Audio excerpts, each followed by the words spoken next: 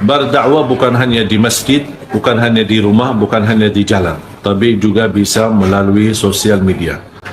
Sosial media menurut saya alat yang bisa berbahaya dan bisa pun bermanfaat.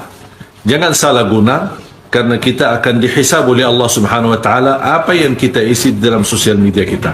Makanya jamaah sekalian, jadikan kesempatan istimewa menuju surga Allah Subhanahu wa taala melalui sosial media. Sosial media insyaallah menjadi jembatan buat kita menuju ridha Allah Subhanahu wa taala.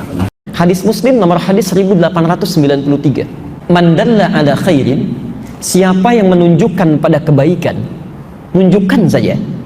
Falahu ajruhu misla ajri fa'ilihi, dia akan dapat pahala yang sama dengan yang mengerjakannya, min ghairi an yanqusa min ajri syai', tanpa dikurangi sedikit pun, ya. Jadi kalau ibu misalnya tunjukkan kawan nih, ada taklim hari ini, si fulan yang ngasih materinya, dibuat di status di BB, ya. Itu begitu dilihat oleh orang lain, lalu dia ikut taklim, setiap orang datang taklim ibu dapat pahalanya.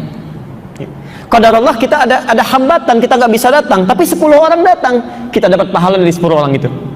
10 orang itu tanpa dikurangi sedikit pun. Kalau itu besok saya tulis status aja ya, nggak usah datang. Nah, itu pemikiran yang keliru, ya.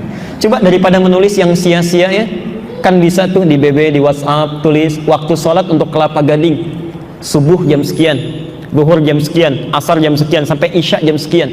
Masya Allah, orang lihat, ingat dia, saya belum sholat, lalu dia sholat, kita dapat pahalanya. Dapat pahalanya, ya. Daripada nulis yang tidak ada tidak berarti, ya, nggak banyak maknanya. Aduh, hari ini panas sekali, emang kenapa gitu, ya? Sama panas juga itu. Nah, ini satu, ailah.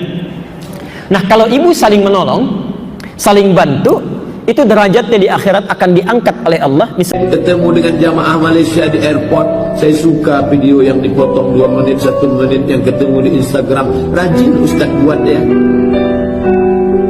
Kata dia rajin Ustaz buat. Sampai hari ini Ustaz Somad belum pernah memotong video lagi. Siapa yang membuat itu?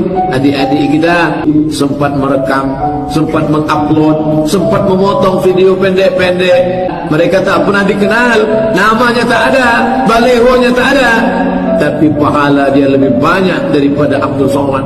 Abdul Somad ceramah di surau di musola yang mendengar 100 orang, itu pun yang setengah sudah naik ke Sidratul Muntaha. Tapi ternyata begitu dimasukkan ke internet, viewer 200.000 orang. Bayangkan, mengalir pahala kepada dia. Dia tak pernah dikenal sepanjang zaman, tapi catatan malaikat ta'khuduna ma ta'rifun. Anakmu yang melakukan itu.